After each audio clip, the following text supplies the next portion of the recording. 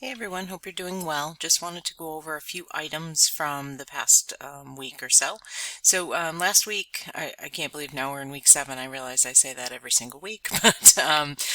So last week we had discussion about some of the more societal or population-based issues, ethical issues in the healthcare industry and healthcare overall, population health, looking at inequality versus equity, looking at epidemic and pandemic response, those types of things. So that was our work from last week. And then for this week to come, your main activity is obviously your final project, which is due on Sunday, but we do have our discussion this week, kind of a little like a case study type thing for our discussion. And then we also have a quiz that's available for you as well. And then there is some lecture material that's optional. You can choose to take a look at that or not.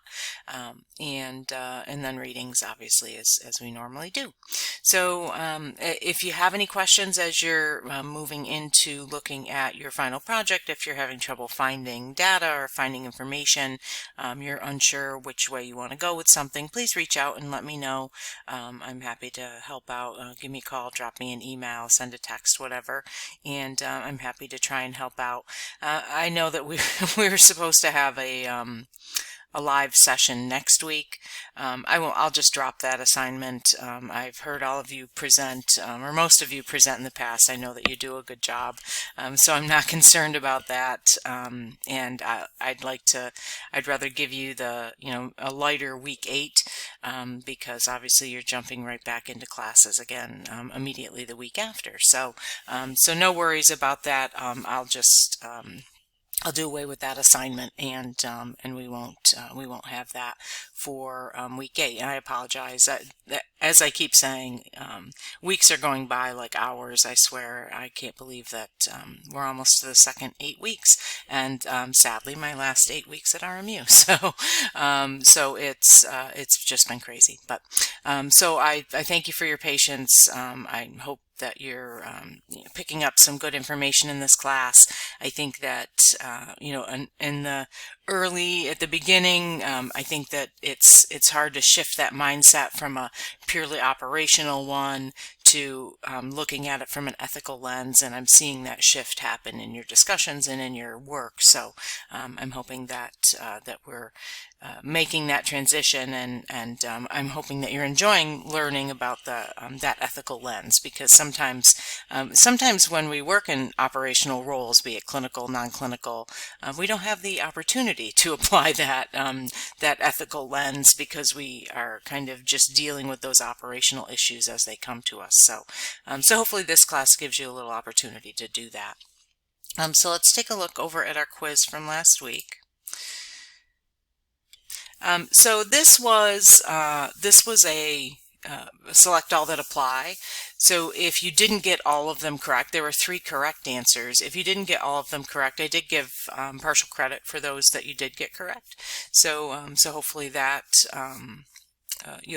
hopefully you saw that in your quiz grade.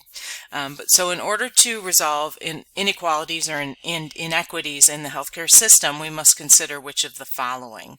And in the reading that was in the classroom, there was a chapter, or a couple of chapters actually, from a Morrison book, a different book, and in there it talked about horizontal and vertical equity, as well as differences in outcomes impacting differences in equity.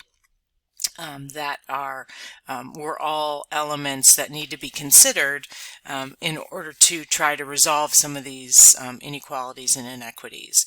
And so obviously horizontal and vertical equity make good sense, that we would need to impact them in some way. Horizontal meaning kind of equal for all, and vertical meaning those with the most need get the most resources, etc. So those 2 types of equity were clear, and most people answered those two. It was the differences in outcomes that I think was a little befuddling, but keep in mind that we obviously see differences in outcomes. Heck, if you look at the patient outcomes here in the U.S. as compared to many other or most other Western countries, we're toward the bottom. So, and we have, I would say that our system, it certainly has inequities and inequality within it, but it's having access to care, which I think that we probably have a decent amount of access to care.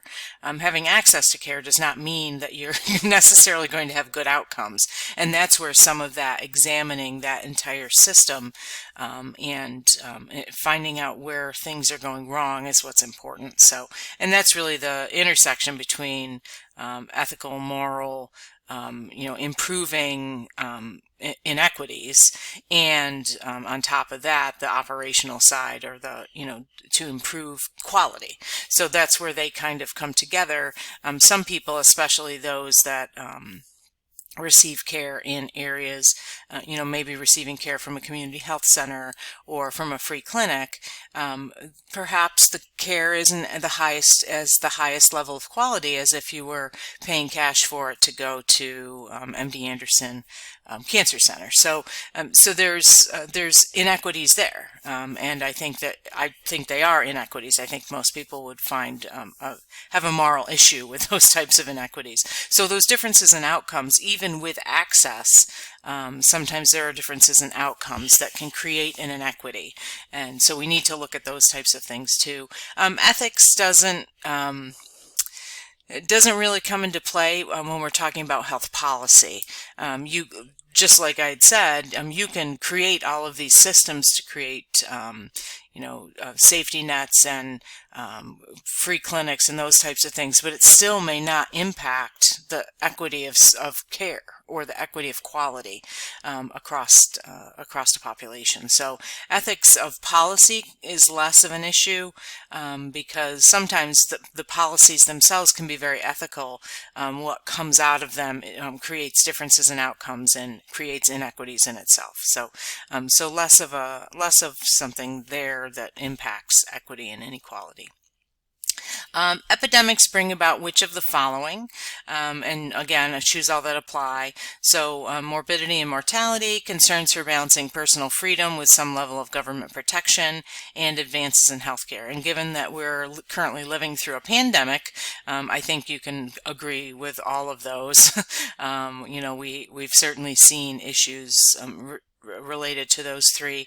I can't say that it brings about a lot of positivity, sadly, but B, C, and D are correct. I will go back through if there's anybody that didn't choose B, C, and D. I think everyone chose those.